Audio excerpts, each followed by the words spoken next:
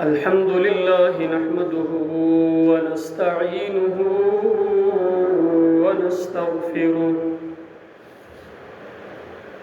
ونستغفره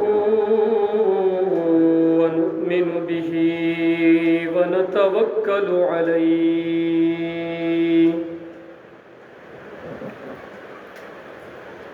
ونعوذ بالله من شرور أنفسنا ومن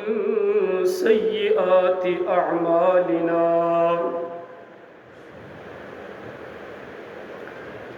من يهده الله فلا مضل له ومن يضلله فلا هادي له ونشهد أن لا إله إلا الله وحده لا شريك له ونشهد أن سيدنا وسندنا ومولانا محمدًا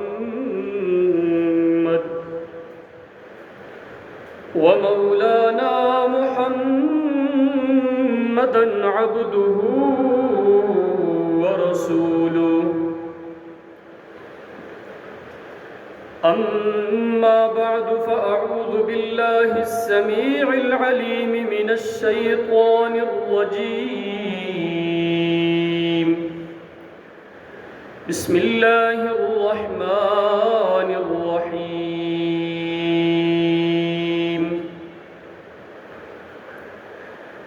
قل إن كان آباؤكم وأبناؤكم وإخوانكم وأزواجكم وعشيرتكم وأموال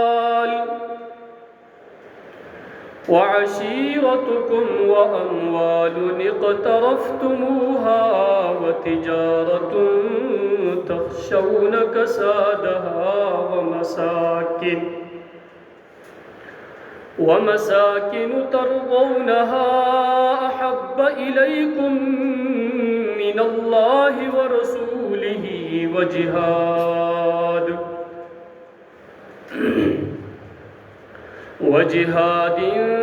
في سبيله فتربصوا حتى يأتي الله بأمره والله لا يهدي القوم الفاسقين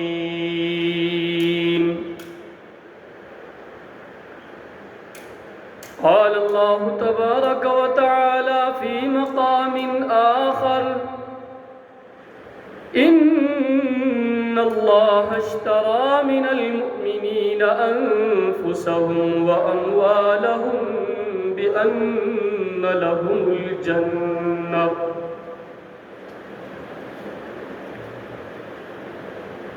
قال النبي صلى الله عليه وسلم عن أنس رضي الله تعالى عنه قال رسول الله صلى الله عليه وسلم لا يؤمن أحدكم حتى أكون أحب إليه من والده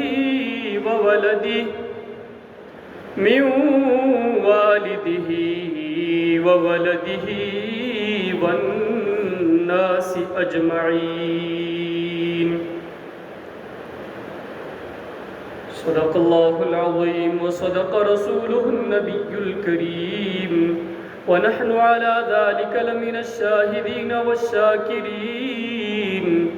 والحمد لله رب العالمين میرے واجب الاحترام معزز سامعین محترم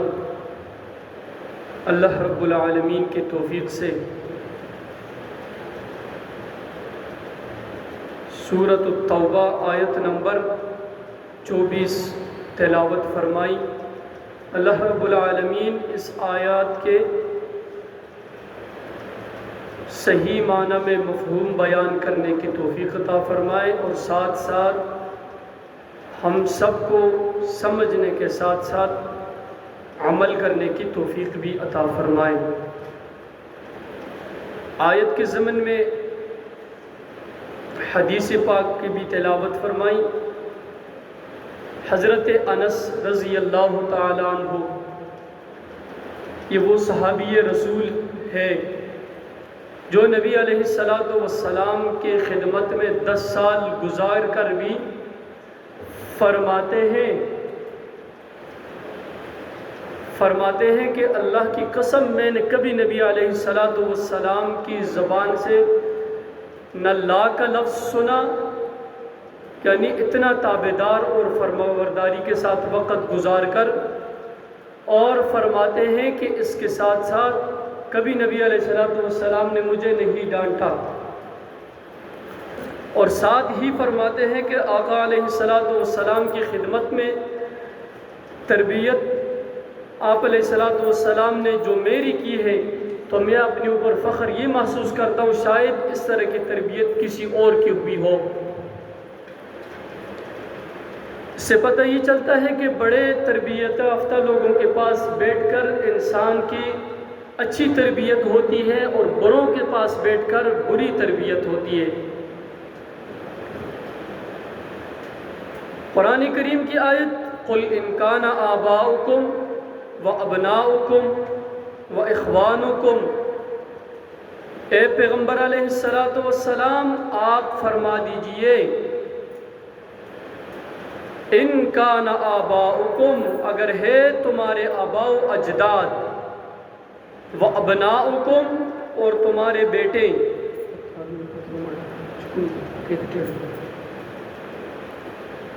وَإِخْوَانُكُمْ اور تمہارے بھائی، وَأَزْوَاجُكُمْ اور تمہاری بیویاں، وَعَشِيرَتُكُمْ اور تمہارے خاندان، وَأَمْوَالٌ اقْتَرَفْتُمُوهَا اور وہ مال جنہیں تم کماتے ہو، وَتِجَارَةٌ تَخْشَوْنَ كَسَادَهَا اور تجارت جو تم ڈرتے ہو اس کے نقصان سے، وَمَسَاكِنُ تَرْضَوْنَهَا اور وہ گھر جن سے تم بہت ہی زیادہ محبت کرتے ہو، احب محبت کرتے ہو، الیکم من اللہ یعنی تمہاری اس کے ساتھ محبت ہے، من اللہ اللہ سے بھی زیادہ، ورسولہ اور پیغمبر علیہ السلام سے بھی زیادہ، وجہاد فی سبیلہ اور اللہ کے راستے میں جہاد کرنے سے بھی زیادہ تمہیں یہ محبوب ہے، فتربصوا پھر انتظار کرو، حتیٰ یأتی اللہ بامرہ یہاں تک کہ آ جائے اس اللہ کا حکم، واللہ لا یہدی القوم الفاسقین اور اللہ تعالی ہدایت نہیں دیتا نافرمان قوم کو۔ یہاں سے ہمیں چند نکات کا پتہ چلتا ہے کہ فرمانبرداری،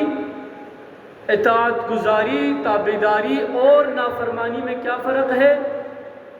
اللہ اور اس کے رسول نے یہاں پر جو چناؤ کیا کن لوگوں کو کیا اور کیوں کیا،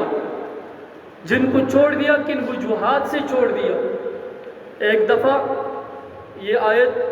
تلاوت فرما رہے تھے آپ علیہ السلام، حضرت عمر فاروق رضی اللہ تعالیٰ عنہ تشریف فرماتے، تو جب آقا علیہ السلام نے اس آیت کی تلاوت کی تو حضرت عمر فاروق رضی اللہ تعالیٰ عنہ نے قسم اٹھا کر کے فرمایا کہ اللہ کے رسول صلی اللہ علیہ وسلم، میں اپنے نفس کے علاوہ ہر چیز سے زیادہ تم سے محبت کرتا ہوں۔ نبی علیہ السلام نے فرمایا نہیں، اپنے نفس سے بھی زیادہ جب مجھ سے محبت ہوگی تو تب تم صحیح مومن مانے جاؤ گے۔ تو حضرت عمر فاروق رضی اللہ تعالیٰ عنہ نے پھر قسم کھا کر کے فرمایا، اللہ کی قسم میں اپنے نفس سے بھی زیادہ آپ سے محبت کرتا ہوں۔ تو پھر حدیث کے الفاظ آئے، لا یؤمن احدکم، مومن نہیں ہو سکتا تم میں سے کوئی ایک، حتی اکون احب الی، یہاں تک کہ اس کو محبوب ہو، من والدہ، اپنے والدین سے، وولدہ، اور اپنی اولاد سے، والناس اجمعین، اور تمام کے تمام لوگوں سے، یہاں تک کہ دل و دماغ کے اندر جو چیز تمہیں سب سے زیادہ محبوب ہو اس سے بھی زیادہ احب اور محب، سب سے زیادہ محبت کرنے والا تم ہو اللہ اور اس کے رسول کے تابعدار، فرمانبردار، اور تمہارے دل کے اندر اگر سب سے زیادہ محبت ہو تو وہ نبی علیہ السلام کی ہو، تو فرمایا یہی ایمان کی علامت ہے۔ آیت سورہ بقرہ 165 میں بھی اول اور آخر کو چھوڑ کے درمیان میں جو ٹکڑا ہے، والذین آمنوا اشد حبا للہ، وہ لوگ جو ایمان لائے، اشد، بہت ہی زیادہ سخت ہیں، حبا للہ، اللہ کے ساتھ محبت کرنے میں، یعنی وہ اللہ کے ساتھ توحید میں کسی اور کو شامل نہیں کرتے، شرک سے دور رہتے ہیں، اللہ کی اطاعت گزاری اور تابعداری کے اندر اپنے آپ کو ایسا پیش کرتے ہیں جس طرح ان کی مثال کے ساتھ کوئی اور مثال ہی نہیں ملتی۔ فرمایا والذین آمنوا اشد حبا للہ، وہ لوگ جو ایمان لائے وہ سب سے زیادہ سخت ہے اللہ کے ساتھ محبت کرنے میں۔ اور یہاں پہ فرمایا احب الیکم من اللہ ورسولہ، اور حدیث پاک میں فرمایا لا یؤمن احدکم حتی اکون احب الی، اور پھر ایک اور حدیث سے فرمایا حتی یکون ہواہ تبعا لما جئت بہ۔ تو اسی طریقے سے بہت سارے احادیث ہیں، من احب للہ وابغض للہ واعطى للہ ومنع للہ فقد استکمل الایمان۔ تو یہ آیت کی ماتحت جتنی بھی احادیث، قرآن بالحدیث، قرآن بالقرآن، جہاں اور جیسے بھی ہم دیکھیں گے تو ہمیں جہاں پر اطاعت اور تابعداری کا ذکر ملے گا تو وہ صرف اور صرف یہ نہیں ہے کہ ہم اسے سن کر اور بیان کر کے اپنے آپ کو خاموشی اختیار کریں، بلکہ یہ ہمارے لیے ایک سبق ہے،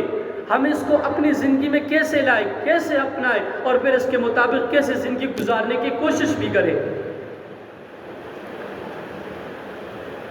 فرمایا قل ان کان آباؤکم وابناؤکم واخوانکم، اے پیغمبر علیہ السلام آپ فرما دیجئے ان کان آباؤکم وابناؤکم، اگر تمہارے آبا و اجداد ہیں اور تمہارے بیٹے ہیں اور تمہارے بھائی ہیں اور تمہاری بیویاں ہیں، وعشیرتکم، اور تمہارے خاندان ہیں، واموال اقترفتموها، اور وہ مال جنہیں تم کماتے ہو بڑے شوق و ذوق سے، حرام اور حلال کی تمیز تو نہیں کرتے، اپنا پسینہ نکال کر اپنے آپ کو ہر طرح اس کے سپرد کرنے کے لیے تیار ہو، واموال اقترفتموها، جس مال سے تمہاری اتنی محبت ہے کہ پابندی کے ساتھ صبح سے لے کر شام تک 9 اور 8 گھنٹے اپنا پسینہ نکال کر پھر اس کے بعد اس کے منتظر رہتے ہو کہ اس کا ہمیں اجرت ملے گا، اس کا ہمیں کچھ صلہ ملے گا، اس کا جو بدلہ ملے گا وہ ہم اپنے گھر کو لوٹ کر اپنے بچوں کا خرچہ اور اخراجات کریں گے۔ وَتِجَارَةٌ تَخْشَوْنَ كَسَادَهَا، اور وہ تجارت جس کے نقصان سے تم ڈرتے ہو، ہر وقت اس سوچ اور فکر میں رہتے ہو اللہ نہ کرے ہمارے اس مال و دولت کے اندر کوئی نقصان نہ ہو جائے، وَمَسَاكِنُ تَرْضَوْنَهَا، اور وہ گھر جنہیں تم نے بہت زیادہ محبت سے بنا کر حرام اور حلال کی تمیز تو نہیں کی، وہ گھر جس میں تم نے اپنی بیماری، پریشانی، صحت کا خیال نہیں کیا، لیکن حرام اور حلال کا تمیز نہ کرتے ہوئے بھی گھر جب پورا کر کے اس کے دروازے پہ، اس کی دیوار پہ لکھ دیتے ہو ھذا من فضل ربی، یہی میرے رب کا فضل ہے، لیکن جب اس حلال کمائی سے گھر کو بھی بناؤ، گھر کو بناتے وقت آپ اس خیال میں تو ضرور جاتے ہو نقشہ بناتے وقت کہ میں ٹی وی لانچ بناؤں گا، میں اپنی بیٹی کے لیے الگ کمرہ بناؤں گا، اپنے لیے بیڈ روم بناؤں گا،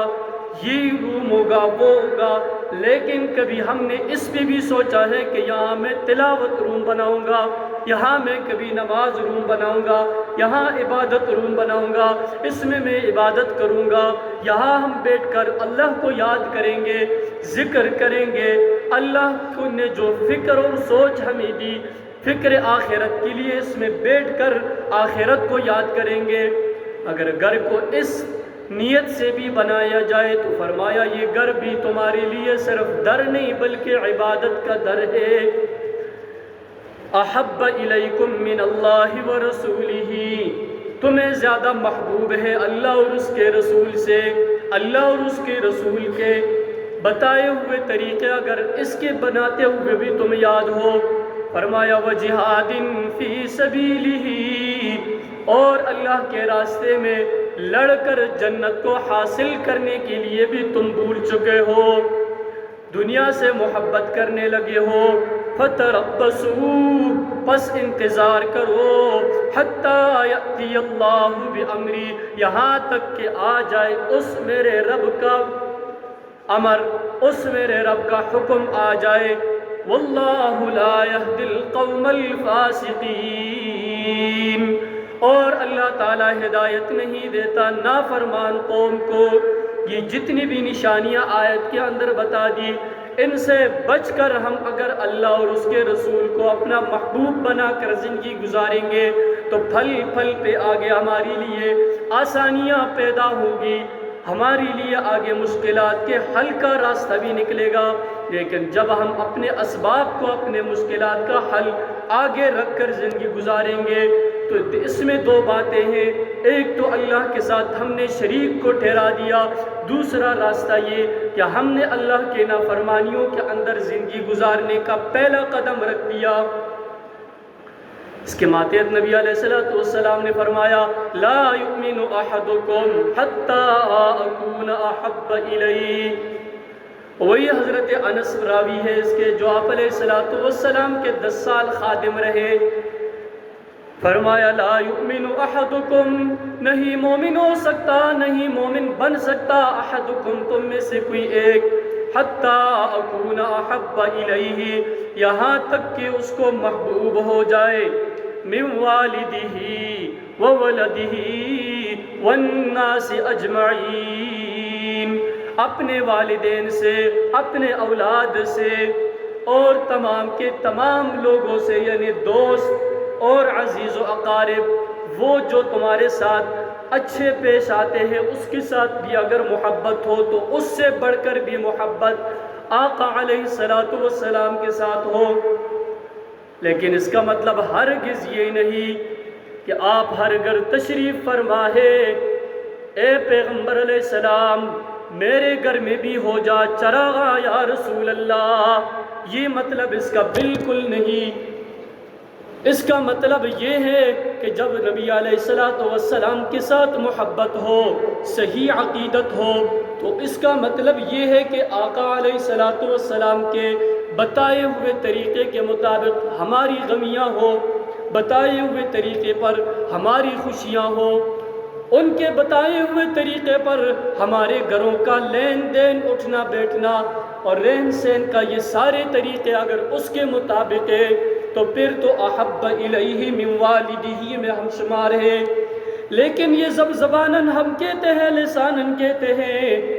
اور آپ علیہ السلام کا نام بھی لیتے ہیں، ان کے نام پر کیک بھی کاٹتے ہیں، ان کے نام پر ہم انگوٹھے بھی چومتے ہیں، ان کے نام پر ہم بہت کچھ کرتے ہیں، لیکن باوجود اس کے جب ہم ان کے بتائے ہوئے طریقوں پہ نہیں چلیں گے تو ہم احب الیہ من والدہ وولدہ والناس اجمعین میں شمار نہیں ہوں گے۔ حضرت عبداللہ ابن عمر رضی اللہ تعالیٰ عنہ فرماتے ہیں قال رسول اللہ صلی اللہ علیہ وسلم آپ علیہ الصلوۃ والسلام نے فرمایا لا یؤمن احدکم حتی یکون ہواہ تبعا لما جئت بہ، تم میں سے مومن کوئی شخص ہو ہی نہیں سکتا اس وقت تک جب تک میری دی ہوئی ہدایت کے مطابق اپنے خواہشات کو قربان نہ کرے۔ حضرت انس رضی اللہ تعالیٰ عنہ فرماتے ہیں قال قال رسول اللہ صلی اللہ علیہ وسلم لا یؤمن احدکم حتی یحب لأخیہ ما یحب لنفسی، تم میں سے مومن وہ شخص ہو ہی نہیں سکتا جو کچھ وہ اپنے لیے پسند کرتا ہے وہ اپنے بھائی کے لیے پسند نہ کرے۔ لیکن ہم تو کہتے ہیں اپنے لیے خیر مناؤ، دوسرا جدھر جاتا ہے جائے، اس کے تماشے میں لگ جاؤ، کوئی بات نہیں ہے۔ یہی ہماری ایمان کی علامتیں ہیں۔ حضرت ابو امامہ فرماتے ہیں قال رسول اللہ صلی اللہ علیہ وسلم انہ قال من احب للہ، جس نے اللہ کے لیے محبت کی، وابغض للہ، اور جس نے اللہ کے لیے دوسرے کے ساتھ بغض رکھا، وَأَعْطَى لِلَّهِ، اور جس نے اپنے رب کو راضی کرنے کے لیے اللہ کے راستے میں دے دیا، وَمَنَعَ لِلَّهِ، اور جس نے اپنے آپ کو اور دوسروں کو بھی روک دیا اللہ کے نافرمانی سے، فرمایا فَقَدْ اسْتَكْمَلَ الْإِيمَانِ، وہ ایمان کی تکمیل تک یقیناً پہنچ گیا۔ لیکن ہماری محبتیں بھی اپنی ہی غرض کے لیے ہے، ہمارا بغض بھی اللہ کی رضا نہیں، اپنی ہی غرض کی وجہ سے، اور جو کچھ دیتے ہیں اپنی لالچ میں، جو کچھ روکتے ہیں تو اپنی وجہ سے۔ لیکن جب ان سب چیزوں میں ہم اللہ اور اس کے رسول کو سامنے رکھیں گے تو فرمایا فَقَدْ اسْتَكْمَلَ الْإِيمَانِ، پس آپ ایمان کی تکمیل کو پہنچ گئے۔ حضرت ابو شریح فرماتے ہیں واللہ لا یؤمنو، 3 دفعہ یہ الفاظ نبی علیہ السلام نے فرمائے اللہ کی قسم مومن نہیں ہو سکتا۔ 3 دفعہ علیہ السلام نے قسم اٹھا کر کے فرمایا اللہ کی قسم مومن نہیں ہو سکتا۔ تیسری دفعہ بھی فرمایا قیل من یا رسول اللہ، کہا گیا اللہ کے رسول علیہ الصلوۃ والتسلیم کون مومن نہیں ہو سکتا؟ فرمایا الذی لا یأمن جارہ بوائقہ، کیا مطلب؟ نبی علیہ السلام نے فرمایا تم 3 دفعہ قسم اٹھا کر کے فرمایا یہ سبق میرے اور آپ کے لیے ہے۔ فرمایا وہ شخص مومن ہو ہی نہیں سکتا